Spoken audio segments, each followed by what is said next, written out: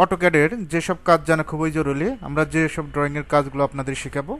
প্রথমে আপনাদের ডোর তৈরি করা শেখাবো, কীভাবে দরজার কাজগুলো করতে হয়, ডোরটা কোন দিকে বসবে। তারপর উইন্ডো তৈরি করা শেখাবো, তারপর স্টেয়ারটা শেখাবো, ধাপে ধাপে কাজগুলো শেখাবো।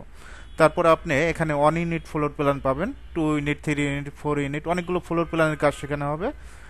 এখানে আপনি গ্রাউন্ড ফ্লোরের কাজগুলো শিখতে পারবেন। ক্লায়েন্টকে যে কাভার পেজ দিতে হয়, এই কাভার পেজটা আমরা শেখাবো। টপ পেজটা খুব সুন্দরভাবে সাজাবেন। অ্যান্ড টপ পেজে কী কী দিতে হবে এখানে আমরা নিয়ে বিস্তারিত আলোচনা করব।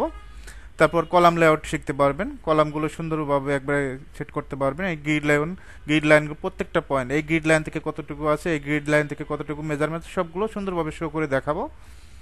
এখানে আপনি পাইলিংয়ের ডিটেলস পাবেন, পাইলিংয়ের সেকশন পাবেন, column layout plan, pile layout plan, পাইলের যে লেআউটটা এটা করতে পারবেন। Okay, pile cap layout, okay, pile cap যেটা আছে সেকশনটা, এই সেকশনগুলো করতে পারবেন সুন্দরভাবে। এটা হলো কলাম শিডিউল। কলাম শিডিউলে এখানে কলামের সাইজ দেওয়া আছে, কয়টা রড ইউজ করা হয়েছে, খুব সুন্দরভাবে এটা শেখানো হবে। এখানে একটা বিল্ডিংয়ের কলাম তো একই সাইজ হবে না, বিভিন্ন ধরনের কলাম সাইজ হবে। কিভাবে এটা শিডিউল আকারে দেখাবেন সেটা দেখাবো। এখানে আপনি গ্রেড বিমটা করতে পারবেন। ওকে, তারপর এখান থেকে ফ্লোর বিম বিভিন্ন ধরনের সাইজ আছে, এগুলো বিস্তারিত আলোচনা করব।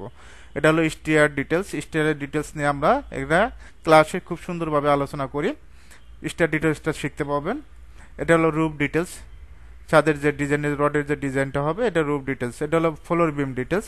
ফ্লোর বিমের ভিতরে কয়েকটা প্রকারভেদ আছে, FB1, FB2, FB3, FB4। এখান থেকে বিভিন্ন সাইজের ফ্লোর বিম আছে, এই প্রত্যেকটার জন্য আলাদা আলাদা আলাদা আলাদা ডিটেলস করে দেখাবো। তারপর গ্রেড বিমের ডিটেলসটা আমরা দেখাবো। এখান থেকে গ্রেড বিম 1, গ্রেড বিম 2, 3, 4, 5, 6 বিভিন্ন ধরনের গ্রেড বিম আছে। এটা আপনার ফ্লোর প্ল্যানে বিভিন্ন কলামের সাইজের উপরে ডিপেন্ড করবে।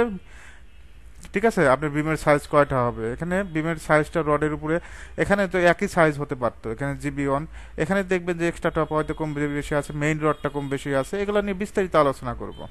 ওকে, তারপর এখান থেকে সেপটিক ট্যাঙ্কের কাজটা পাবেন। ঠিক আছে, সেপটিক ট্যাঙ্কের কাজ, ওয়াটার রিজার্ভার, তারপর ফার্নিচার লেআউট, এলিভেশন সেকশন, যেগুলো লাগে ধাপে ধাপে আমরা সবই শিখাবো কাজগুলো।